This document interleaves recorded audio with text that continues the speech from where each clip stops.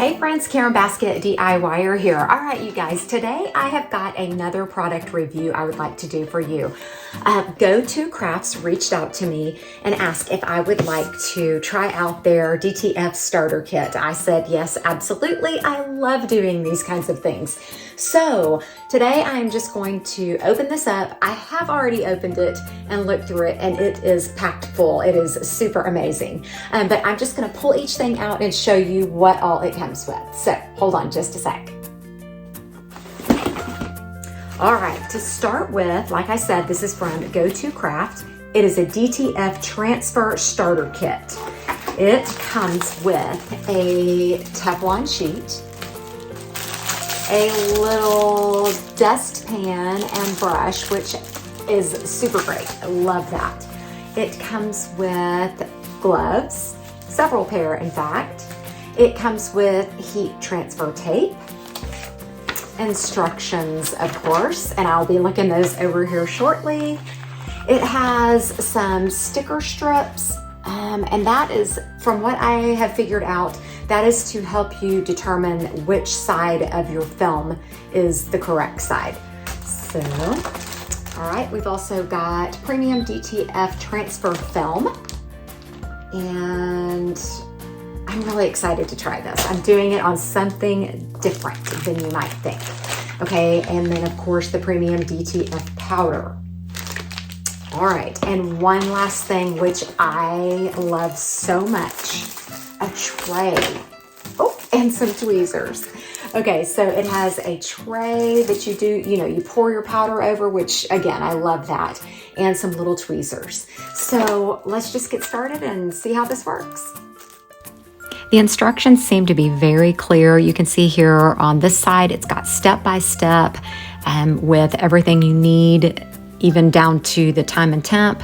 And then on the other side, it has instructions for DTF printing or sublimation printing for DTF, which is what I'm doing here today. Okay, so I've got most all of it laid out here, and I just want to go ahead and show you this. Again, the DTF transfer film. It tells me that the matte side is the printing side, and I am hoping that it is pretty obvious. Okay, this looks like the matte side, and this is definitely glossy. So yeah, pretty obvious. That side, I don't know, that paper looks like it's messed up, but not sure. I'm gonna just go with the second one. Just because this one has some lines on it. I'm sure it's just from shipping and all. But I'm gonna go ahead and pick my image that I'm gonna be printing, and I'll show you that, and then I'll show you it coming out of the printer. Okay, so now then it is time to get my tray and everything set up for pouring my DTF powder onto my printed image.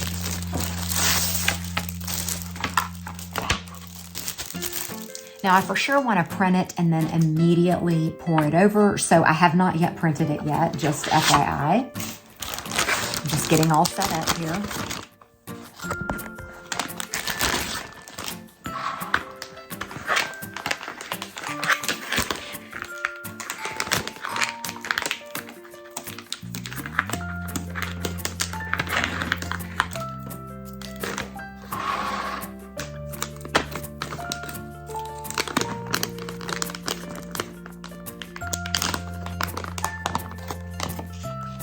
There's what the powder looks like. And again, as soon as I get it printed, I'm gonna bring it over here and sprinkle this on. I had already selected an image in Cricut Design Space that I thought was really cute, but here I'm just kind of showing you. Basically, you select image and then scroll through, type in what you want, scroll through, select it, and then it'll appear on your canvas. Then I just resized it. I only need mine to be 5 inches wide. And then I selected all because this is a layered image. So I'm highlighting it all, and then I am going down and flattening it so that it all will print in one piece versus being all separated. And now I am gonna send the image to print. And I do not have to mirror, and that is because I'm using an Epson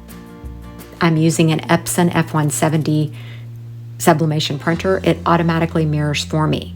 Now, when I click print or send to printer, I always turn off the add bleed. Okay, I'm showing you, I've got my Epson selected there, and then I turn that off, and then I do choose to use the system dialog and then click print. Once you do that, you minimize your Cricut design space and you will see your system dialog for your printer show up in the background. I then select layout, and then I scroll down to printer options and then printer settings. And then here is where you choose how you want it to print. Since I'm printing on fabric, I'm gonna choose textile. If I'm printing on a tumbler or something, normally whenever I'm using sublimation, I would print rigid. Okay, I'm just gonna go ahead and load up my printer here. I use an Epson F170 SureColor. And again, I'm out of paper. The matte side is the side I want to print on, so I'm just putting it face down. And then I'm clicking print up here on my printer. I showed you me getting my settings prepared. I want to print in the textile setting. Pull my tray out.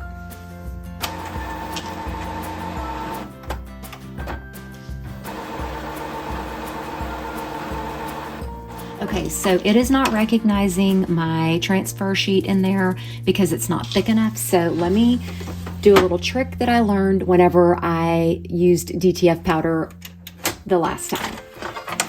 So because it doesn't recognize it, I need to thicken my paper. So I like to tape a piece of copy paper on here on the glossy side, and that way it recognizes it and pulls it on through.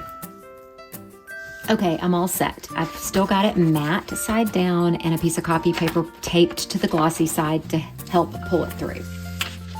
It could also have something to do with the fact that there was no other paper in there, but I'm pretty convinced it's just not recognizing it.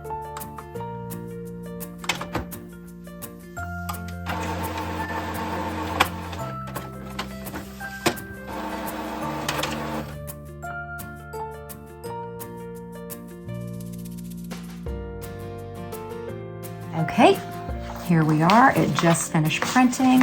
And so now I'm going to pour my DTF powder on there while it's still wet.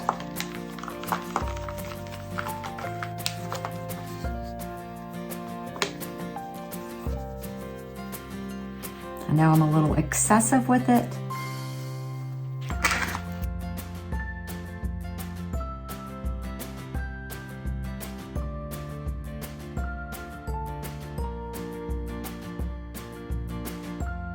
So I can let this dry for a little bit before heating it and melting the powder.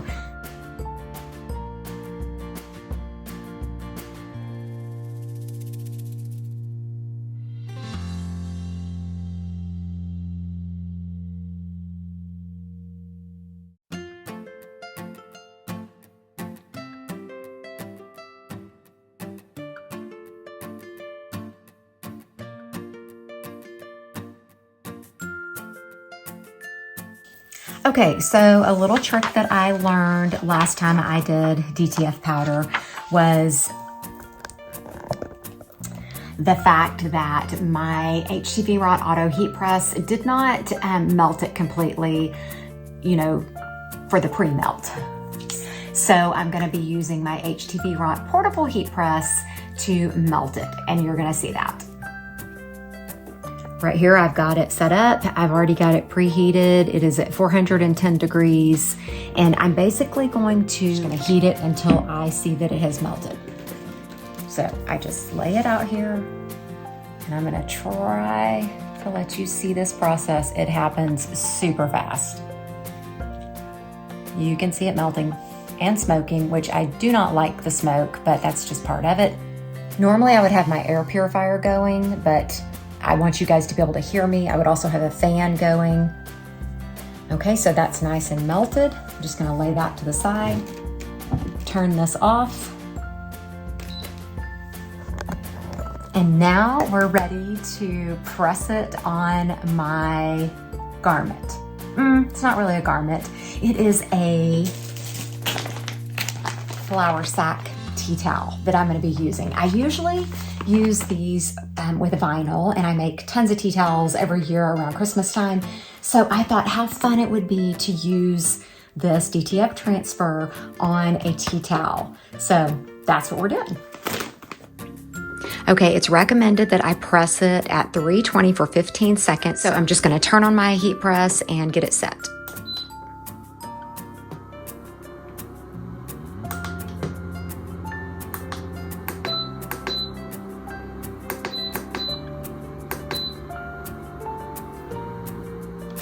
Okay, while my machine is heating, I'm gonna go ahead and cut this out because I don't want those black lines to show. I'm not sure if I mentioned this earlier, but the black lines are simply from printing in Cricut Design Space.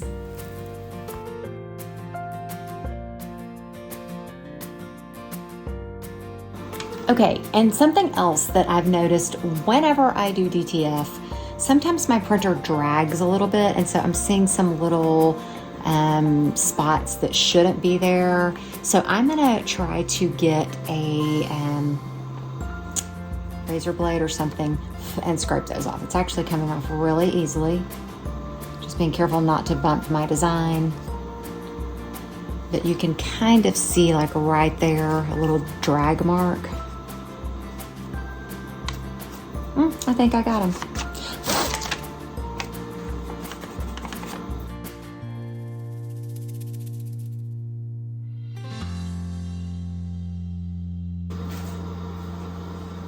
Okay, I've got my cotton towel ready here, and I'm just gonna lay it out.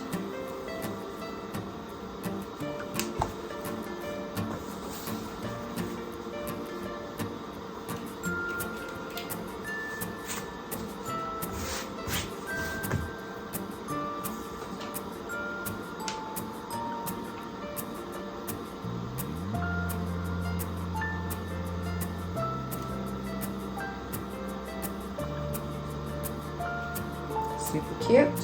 Here I'm just using some heat resistant tape to hold my design in place. And then I'm going to grab the Teflon sheet that they provided to put over the top. Okay, the first press is recommended at 320 for 15 seconds. And then once that comes out, I'm supposed to cold peel and then press it again at 320 for 8 seconds, just for extra durability and strength, it says.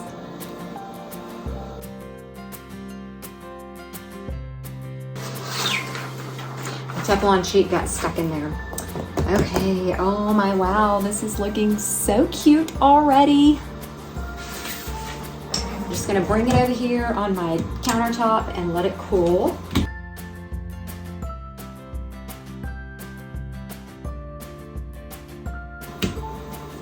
All right, I'm gonna show you peeling it.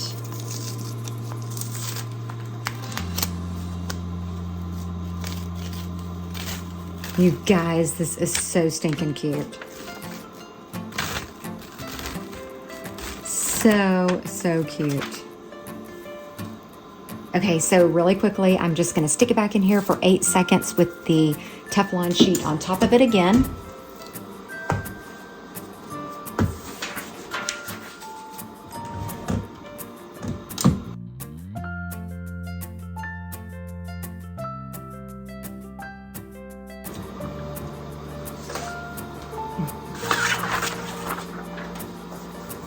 Y'all, this is adorable. I love this so much. This is going to just be a super cute little gift that I can give away or sell. Also, that was incredibly easy. Being able to determine which side of the paper is which was huge. I loved that. I loved the little dustpan and tray, and that just was exceptional as well. And it came out very vibrant. I really love this. I do highly recommend this product. There's just some added perks to this Go2Craft DTF starter kit that I really love a lot. So run out and get you one. There will probably be a link in the description below for you, so check it out for sure. And just so you know, this wasn't a one and done test run kind of thing. I ended up making several more while I had the kit out, and I'm just going to go through these really quickly with you. Basically, you saw me do the powder. Now I'm melting it and cutting them out, and then I will press them. Again, you guys, these are so super simple. I really probably should get my printer situation figured out, because in the end, here in a minute, whenever I show you the last few that I did experience those drag lines with my printer. I don't think it has anything to do with the product. Seems to be a really great product. I did overheat one just a little too long because I got preoccupied putting another one together. But here they are, the finished products. You can see that they are pretty bright. They do have a little bit of a crackle effect to them. That could be my time and temperature though. But I don't think they look too terribly bad. I did have one, I mentioned I overheated it a little too long on that second press and it pulled off a little, but these are super great and you can wash them as usual.